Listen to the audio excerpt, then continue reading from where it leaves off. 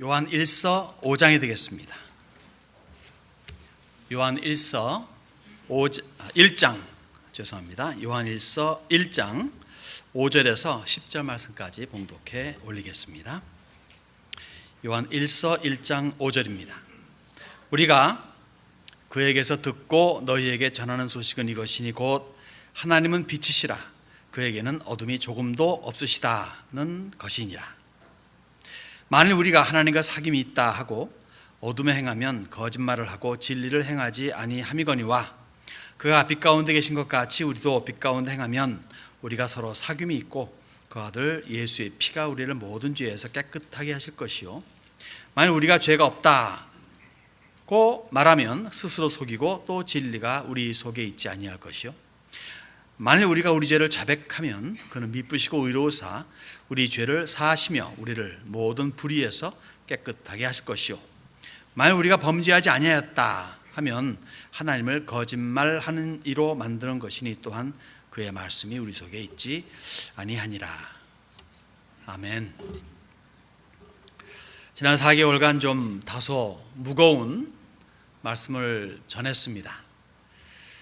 그래서 그 다음 단계로 넘어가면 되겠다 싶었는데 아무래도 앞으로 몇 주간은 좀 가볍고 그리고 가벼운, 그렇다고 쉬운 건 아니고 기본적인 것을 다시 한번 다져가면서 그 다음 단계로 넘어가는 것이 좋겠다 싶어가지고 앞으로 몇 주간 좀 기본적인 말씀을 다시 한번 확인하는 의미에서 전해드리고 싶습니다. 우리가 사는 세상은 엄청 사람이 많이 살죠. 물론 사람이 없는 곳이 훨씬 더 많지만 사람이 있는 곳에는 정말 점점 늘어납니다. 그리고 사람이 있는 곳에서는 사람을 당적할 것이 아무것도 없습니다. 야수들이 우글거리는 곳에도 사람이 일단 가기 시작하면 야수들이 사라지고 없어지죠. 사람은 모든 피조의 세계를 정복하고 지배하는 특성이 있어요. 당연하죠.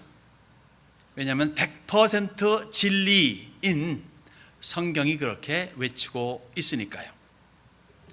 생육하고 번성하라, 땅에 충만하라, 땅을 정복하라, 모든 생물을 다스리라 라고 성경이 말씀하고 있습니다. 그래서인지 사람은 스스로를 제외하고는 어떠한 두려움의 대상도 없습니다. 혹 두려움의 대상이 있거들랑 죽여버리거나 아니면 감옥소에 쳐넣죠. 우리는 그 감옥소를 두고 동물원이라고 말합니다. 그리고 그 동물원 안에 갇혀있는 무서운 야수들조차도 아주 행복하게 두려움 없이 즐거움으로 바라봅니다. 확실히 사람은 정복자요, 지배자입니다. 멋있습니다. 그러다 보니 어느덧 사람이라고 하는 존재는 하나님이라고 하는 존재를 불필요하게 생각하게 되었습니다. 그래서 하나님을 사람들이 거부하기 시작하고 오늘까지 이런 거죠. 그러면 어둠의 세력 앞에 자연스레 무릎을 꿇게 됩니다. 왜냐하면 하나님은 빛이신데 그 빛을 거부하면 어둠이 임하는 것이 자연스러운 거예요. 그래서 사람들은 어두움의 지배를 당하게 됩니다. 정복자요 지배자인 사람이 어둠의 세력 앞에 정복당하고 지배를 당합니다.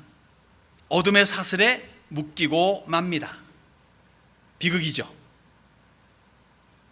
더 큰 비극은 어둠의 사슬에 묶여 있다는 것조차도 모른다는 겁니다.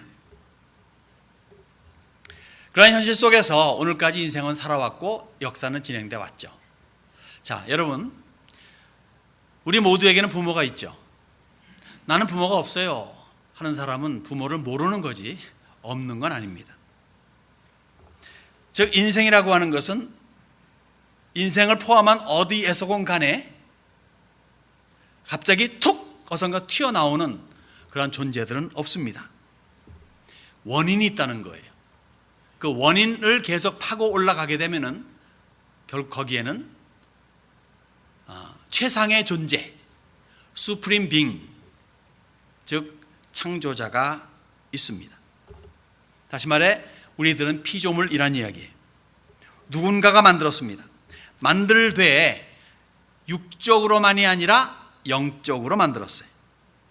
특히 그 영적으로 만든 그 창조자는 자기와 더불어 사귐이 있도록, 만남이 성사되도록 만들었습니다. 만들어 놓고 버리는 게 아니라, 그냥 방관하는 게 아니라 만들어 놓고 계속적인 사귐을 원합니다. 그 만드신 분이 누구입니까? 하나님이십니다. 왜 사람이 그렇게 만들어졌는가 하게 되면 사람은 육적인 채워짐으로 말미암아 육적인 채움이 만족시켜주지 않기 때문에 그래요.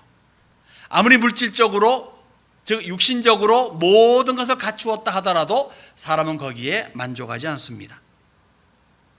왜 그런가 하면 사람은 기본적으로 영적이기 때문에 그래요. 그러면 사람에게는 육적 아버지가 있듯이 영적 아버지도 있다는 거죠.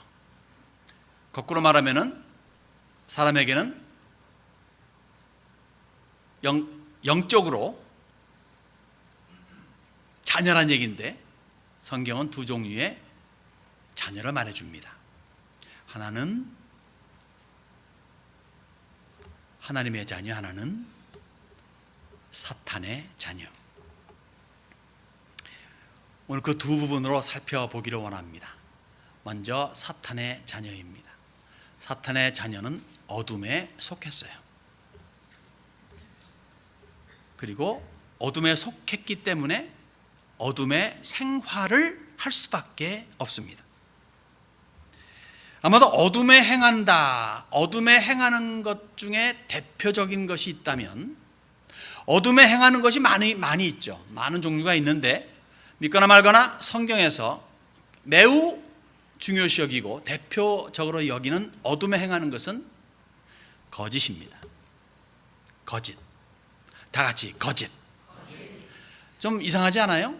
어둠에 행한다 그러면 극악무도한 뭐 이런 것들을 생각해야 되는데, 근데 거짓을 대표적인 어둠에 행하는 것으로 그렇게 본문은 말해주고 성경은 그렇게 말해줍니다. 거짓이, 왜냐면요 보세요, 사탄은 뭐의 애비입니까? 거짓의 아비죠. 거짓이 모든 악한 것들을 유발시키는 것이라 말한다면 우리가 편히 생각할 적에 거짓말 뭐 누구나 하는 거라고 가볍게 생각할 일이 아니라는 거죠. 거짓에는 다양한 종류가 있어요. 많은 종류의 거짓이 있는데 가장 흉악한 거짓이 있다면 하나님께 거짓말하는 겁니다.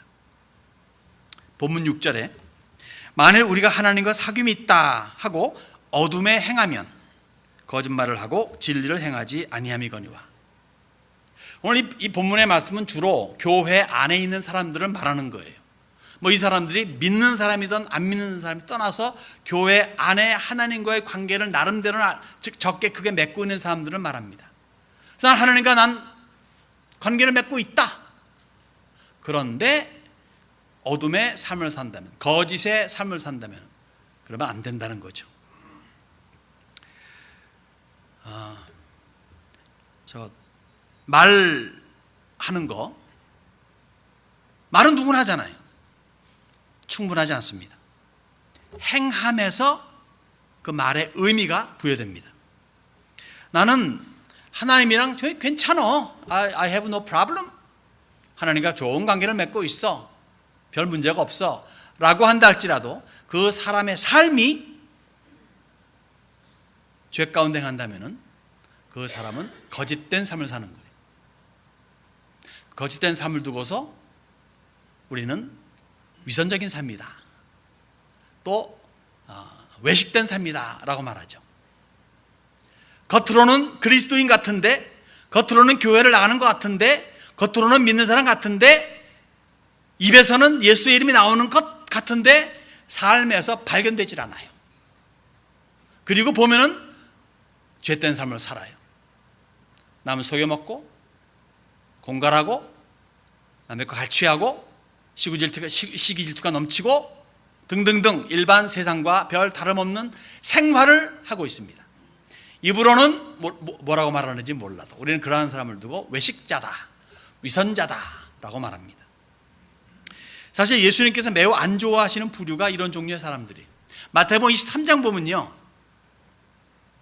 이러한 메시지를 6번이나 반복해서 말씀하십니다. 화 있을진저 외식하는 서기관들과 바리새인들이요.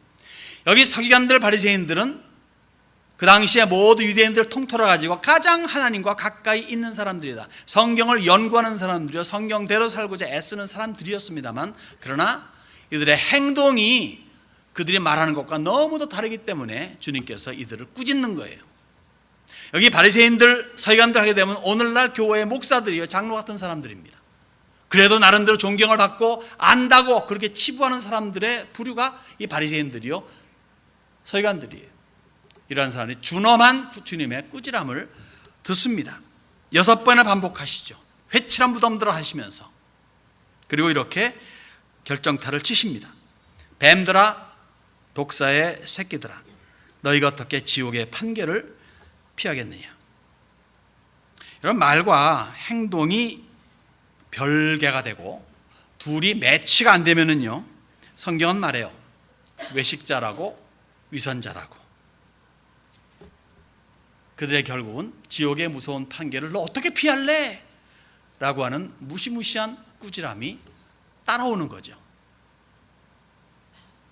그래서 우리 기독인들은 언행일치를 하며 살아간다고 말할 수는 없더라도 언행일치를 추구하는 사람들이, 그래서 매일마다 후회하고 매일마다 회개하는 것이 그래서 그런 겁니다. 해도 안 되거든. 그래서 포기하는 게 아니라 그러기 때문에 더 하나님 앞에 매달리고 나는 그러지 말아야지, 내일은 그러지 말아야지 하면서 회개하고 또 하루의 생애 바퀴를 굴리는 게 참된 기독인의 모습이죠. 여러분, 거짓말하는 자, 거짓말쟁이는요, 결국 스스로를 속이더라고요. 하다 보면 결국 자기가 진짜인 줄 알아. 근데 사실은 자기가 이미 자기를 속이는 그런 케이스가 되죠. 8절에 보십시오.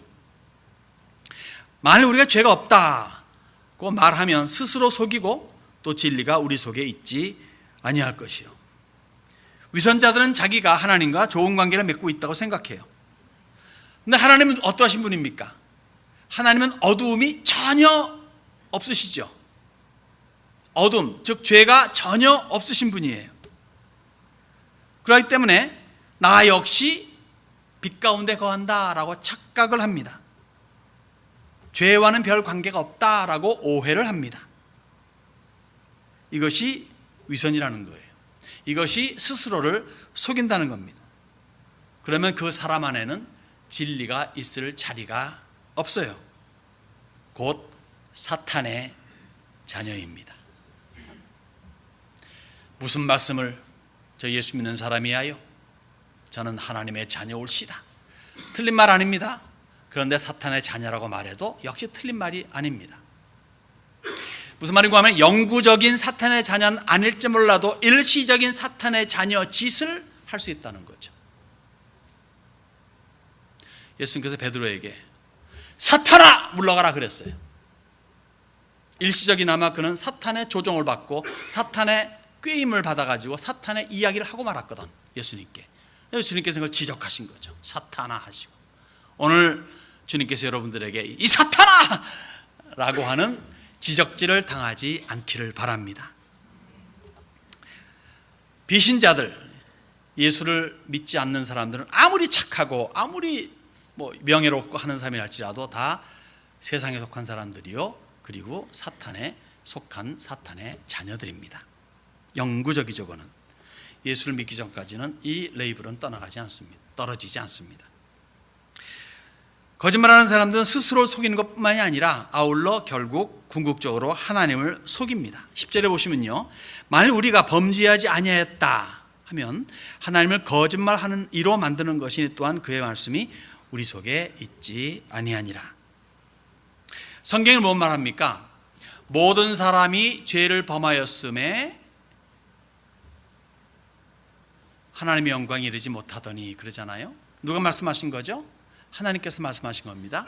모든 사람이 죄를 범했다라고 말하는데, 거짓말쟁이는 말합니다. 내가 무슨 죄가 많어? 나 죄 없어? 라고 말한다고 합시다. 이 말은 지금 뭡니까? 하나님의 말씀과 내 말이 틀려. 내가 맞아. 그럼 누가 틀려요? 하나님이 틀리죠. 하나님이 거짓말쟁이가 된 거죠. 그렇게 하나님을 거짓말쟁이로 만든다면 그 속에는 하나님의 말씀이 있을까요? 없을까요? 하나님의 말씀이 없죠. 무슨 말인가 하면은 주의 말씀이 그 사람의 삶에 적용이 안 된다는 거예요. 아, 그렇게 성경 말하고 있냐? 그렇겠지 뭐. 그러나 나는 그렇게 합니다. 난 이렇게 해야 돼 라고 한다는 겁니다. 이것은 사탄의 자녀의 특징 중에 하나예요. 사탄도요 하나님 알아요? 사탄도 성경을 알아요? 성경대로 합니까? 말씀대로 살아갑니까? 하나님을 두려워하는 가운데 주의 말씀에 따라 살려고 합니까? 전혀 아닙니다. 알지만 믿진 않아요. 우리는 하나님이 없다, 나 하나님 안 믿어, 그 존재를 믿질 않아 라고 하는 말을 종종 듣습니다. 여러분들의 자녀가 여러분들이 다니는 학교에서는 우리는 창조물이 아니라 진화의 결과라고 말합니다. 철학 내지 종교에서는 너의 속에는 착함이 있어서 잘 케어내고 잘 닦아내면은 너는 신이 될 수 있다. 너는 신이다. 그러면 곧 천당은 너의 것이다 라고 말합니다. 그러한 것에 현혹된다면은 그만 거짓의 자녀가 되는 거죠. 완벽한 거짓말. 우리는 그것을 거짓말로 알아요. 대다수 우리들은 그것만 말도 안 되는 거, 거짓말. 근데 여러분들, 대다수의 사람들이 이걸 믿습니다. 다시 말해 사탄은 대성공을 거두었어요. 세상은 거짓됩니까? 거짓됩니다. 어둡습니까? 어둡습니다. 사탄의 권세 아래 놓여 있습니다. 공중의 권세 잡은 자, 이 세상을 주관하는 자에서 놀아나고 있는 것이 세상입니다. 물론 궁극적인 절대주권자는 하나님이시요, 하나님의 절대주권 하에서 모든 것이 움직여 나가지만 그 안에서 사탄은 자기의 못된 짓들을 하나님의 허락하에서 움직여 나가고, 대다수의 인류들은 그 사탄의 속임에 속아서 넘어가고 그의 사탕에 그만 달려가지고 이것이 좋은 거니 하고 그렇게 지나가고 있습니다. 그건 알아야 됩니다. 심판이 가까이 왔음을. 사탄의 자녀들은 어둠 속에 행합니다. 어둠에 거하고 어둠 속에서 행합니다. 반면에 하나님의 자녀는 빛에 거하고 빛의 자녀로 행합니다. 예수님께서 이렇게 말씀하십니다. 나는 세상의 빛이니 나를 따르는 자는 어둠에 다니지 아니하고 생명의 빛을 얻으리라. 또 시편 기자는 이렇게 말합니다. 여호와는 나의 빛이요 나의 구원이시니. 이 둘을 합치면 뭐가 될까요? 예수님께서는 빛이요 구원이시라는 거예요. 누구의? 저와 여러분의, 우리의 빛이요 구원이십니다. 그러면 그 빛 가운데서 행함이 하나님의 자녀로서 지극히 당연한 거죠. 행함이 없이는 말이 안 되는 거예요. 행함이 있는 자녀에게는 우리 본문에서 말하는 두 가지의 특징을 우리가 볼 수가 있습니다. 7절에 보니까 서로의 사귐이 있대요. 자, 7절에 그가 빛 가운데 계신 것 같이 우리도 빛 가운데 행하면 우리가 서로 사귐이 있고 그 아들 예수의 피가 우리를 모든 죄에서 깨끗하게 하실 것이요. 일단 빛 가운데로 행하기 시작한다면은, 이 말이 무슨 말이냐면요, 신앙하는 사람이 된다면 의미해요. 신앙하는 사람이 된다면은 그 속에 교제, 사귐을 원합니다.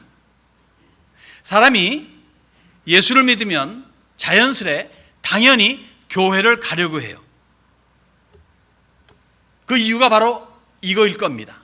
교제를 원하는 것 때문에. 갑자기 교제를 원해요.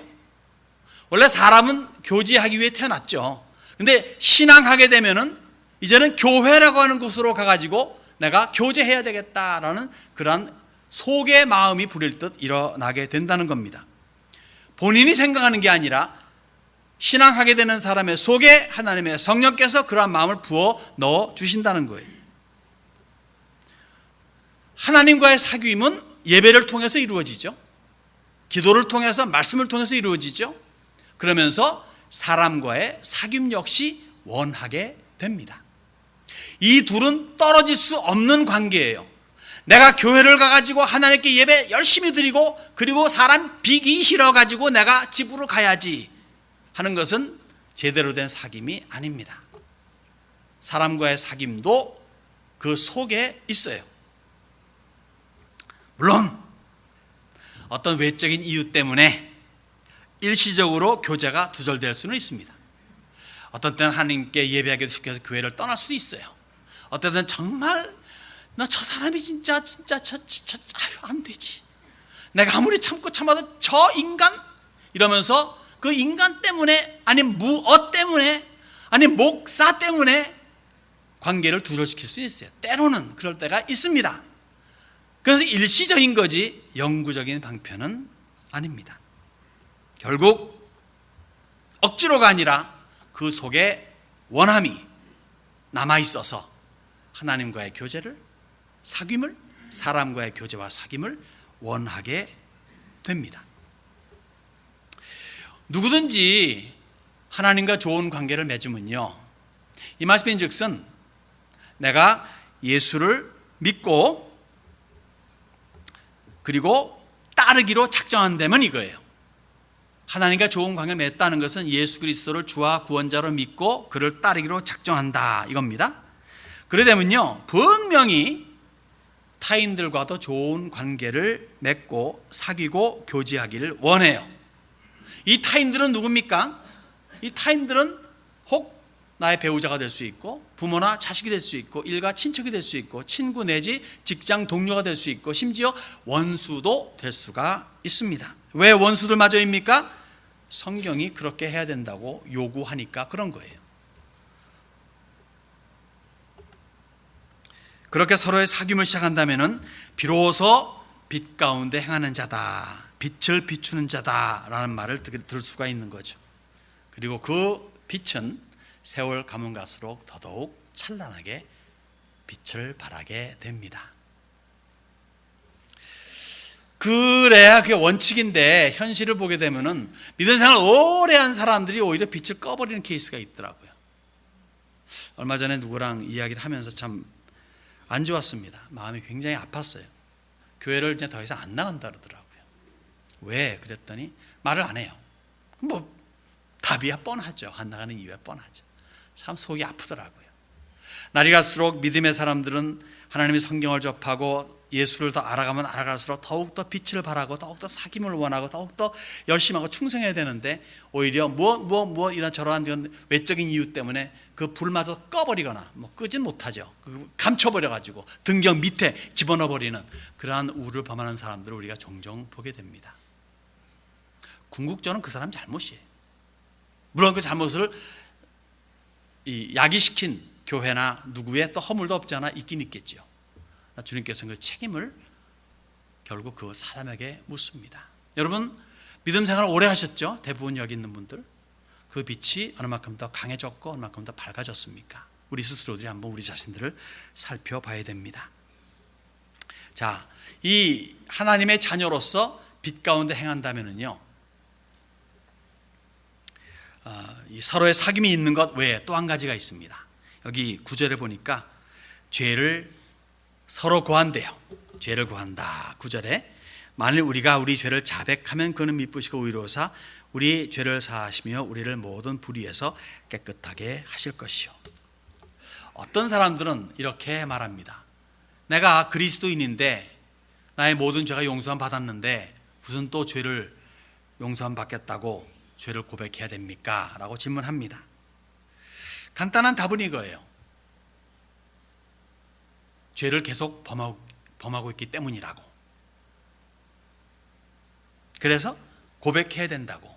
그래서 용서함 받아야 된다고. 물론 원죄가 있죠. 누구나 태어날 때부터 갖고 있는 죄. 그 원죄와 그리고 어제까지의 죄는 나의 고백으로 용서함 받았어요. 근데 오늘의 죄, 지금의 죄는 아직 용서함 받지 못해요. 물론 하나님의 입장에서 보게 되면 다 이미 용서함 받았지만 우리의 고백을 필요로 하고 있습니다. 그래서 오늘의 죄를 우리가 고백해야 될, 스스로 짓는 죄를 고백해야 될 그러한 책임이 우리에게 있습니다.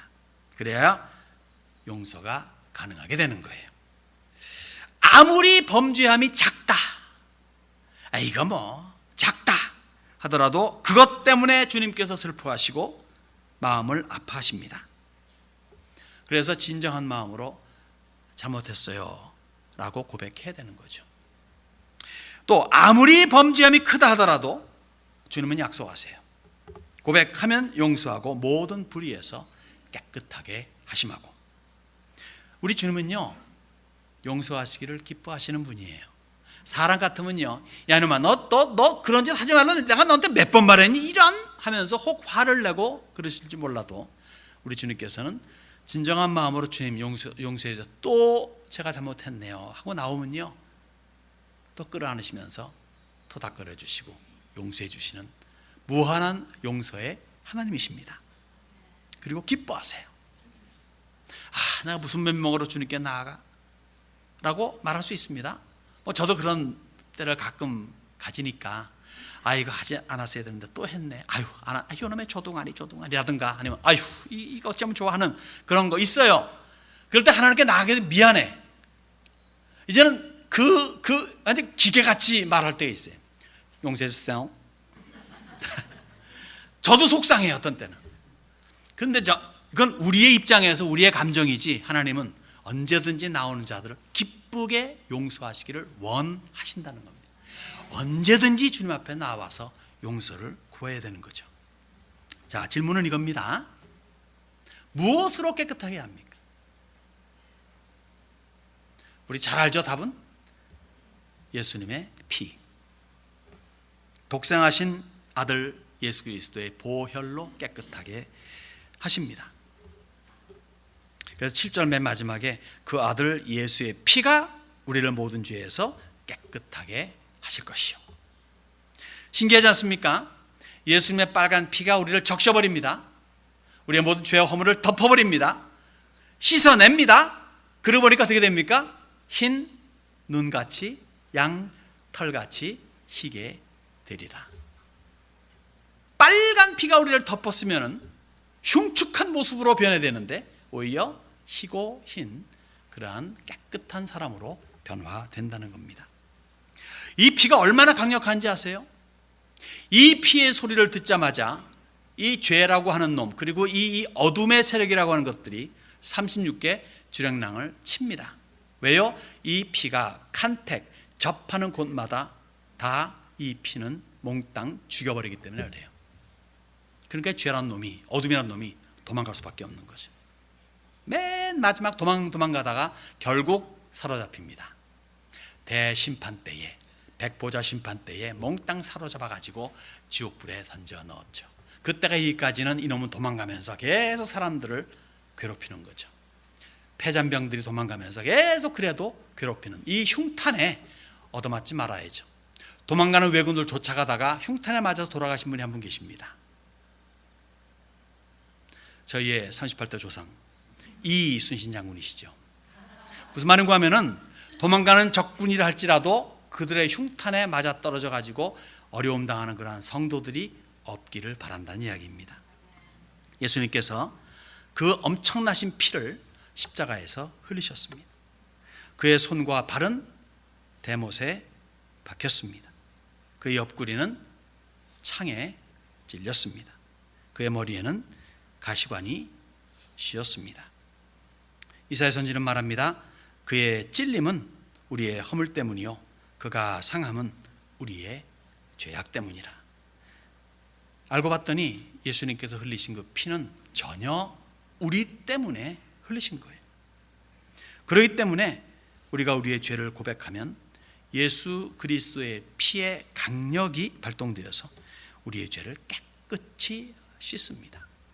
우리 때문에 죽었고 우리 때문에 피를 흘렸기 때문에 우리가 우리의 죄를 주님 앞에 언제든지 고백하면 주님은 기쁘시게 너가 나의 그 공로와 노력과 애씀을 네가 인정하고 내게 나오는구나 하면서 기꺼이 어떤 죄이든 크든 작든 용서해 주십니다. 피와 같이 붉은 죄, 눈같이 희겠네. 사랑하는 여러분들, 하나님은 빛이십니다. 그에게는 어둠이 조금도 없으세요. 만일 우리가 빛 가운데 행하지 아니하면은 어둠에 휩싸입니다. 여러분, 제가 많이 강조하지만 빛은요 우성이에요. 어둠은 열성이에요. 이 빛이 존재하는 한 어둠은 있을 수가 없습니다. 빛이 꺼질 때 어둠이 임하는 거예요. 빛이라고 우리는 말합니다. 우리가 빛 가운데 행하지 아니하면은 어둠에 휩싸일 수밖에 없습니다. 그러면 앞을 보지 못하죠. 앞을 보지 못하면 어려움이 닥칠 것은 시간 문제입니다. 그러나 만일 우리가 빛 가운데 행한다면은 어둠이 있을 자리가 없어요. 앞이 환히 보입니다. 그러면 뭡니까? 행복과 성공은 시간 문제입니다. 빛 가운데 계속 거하게 된다면은 결국은 우리 앞에 성공이, 행복이, 즐거움이, 감사가 기다리고 있다는 얘기죠. 예수님은 세상의 빛이십니다. 일반 빛이 아닙니다. 유일한 빛입니다. 아무도 그 빛에 도전할 엄두를 못 냅니다. 그 빛이 임하게 되면은 모든 어두움은 그냥 보따리 싸고 도망갈 수밖에 없는 거예요. 그렇기 때문에 예수님이 우리 안에 거하시게 되면은 어떠한 세상의 찌꺼기들이 함께 있을 수가 없는 거죠. 그런데 주님께서 점점 자리를 비우시게 되면은, 다시 말해 여러분의 삶 속에서 주님을 점점 밀어내게 되면은 그 밀어내는 자리에 이 세상의 온갖 잡동사니들이 몰려 들어옵니다. 그리고 더러운 냄새를 풍깁니다. 그 이전보다 지금의 형편이 더 형편없게 되는 결과를 맺게 됩니다. 여러분, 밝게 살기 원합니까? 어둡게 살기 원합니까? 밝게 사시는 여러분들이 되야 될 줄로 믿습니다. 이 자리에 그 어느 누구도 나 어둠에 거할래 라는 분 없기를 바라고, 혹 이 자리에 한 분이라도 아직도 어둠 속에 헤매는 자들이 있거들랑 나 어둠에서 나올래 할 수 있기 바랍니다. 혹 이 자리에 죄로 인해 가지고 고민하는 사람도 있습니까? 해결되지 않은 분들이 계십니까? 답은 하나입니다. 어디에서고 답을 얻지 못해요. 예수께로 나와야만 답을 얻습니다. 예수님은 세상의 빛이세요. 누구든지 자기에게로 오기를 기뻐하십니다. 원하십니다. 기다리십니다. 그리고 용서하시고 깨끗이 씻어주시기를 학수 고대하고 있는 분이 예수님이세요. 여러분, 예수님께로 나오는 순간, 그 순간부터 그동안 나라고 하는 사람을 사로잡고 있었던 모든 것들이 떨어져 나감을 믿으시기 바랍니다. 어둠의 세력이 힘을 잃기 시작해요. 그 순간에 몽땅 떨어져 나가 갑자기 자유인 이건 아니지만, 그러나 점점 시간 갈수록 그 어둠의 세력이 나를 휘어잡고 있던 그러한 것들이 사라지면서 때가 이르러 결국 나는 자유하다 하는 그런 참다운 고백을 할 수 있는 날이 곧 올 수 있게 됩니다. 물론 그때까지는 이 어둠의 세력이, 이 사탄의 방해가 계속 진행되겠죠. 평생 가겠죠. 그렇지만은 그리스도 안에 빛에 거하는 사람들은 그 어둠의 세력을 하나하나 물리치면서 빛의 맛을 보는 즐거움을 간직하게 됩니다. 왜 어둠의 세력이 그리스도의 빛이 임하게 되면 사라지느냐? 물론 그리스도께서 그렇지만 여러분 어둠의 세력들은요 정말로 예수님 무서워해요. 예수의 이름 하나에 벌벌 떱니다. 사탄은 그렇기 때문에 예수의 피를 보면은 그냥 멀리 도망가요.